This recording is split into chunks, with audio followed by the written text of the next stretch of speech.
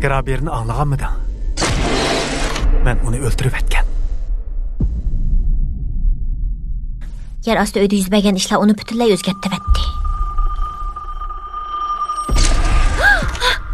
Fen, men yomon tush ko'rib qapdim.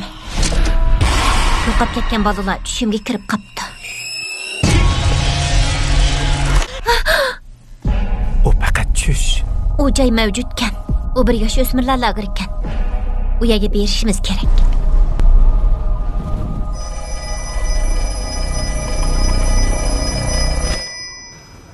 Eşlik muafenni.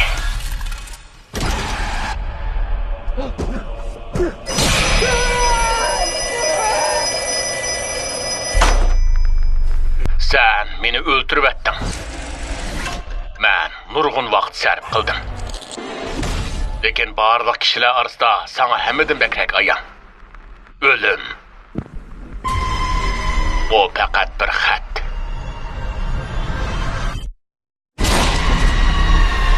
Fen! Gelin!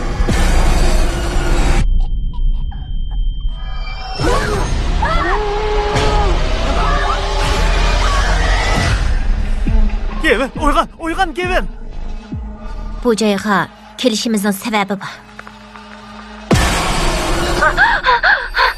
Soğuqdun mu?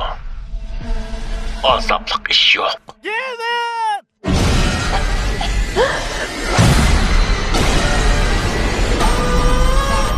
Əmdi növət sana gəldi. Səncə, şunda ölüb gəlsən qandaq buluduğandı. Bunun vaxtı gəldi.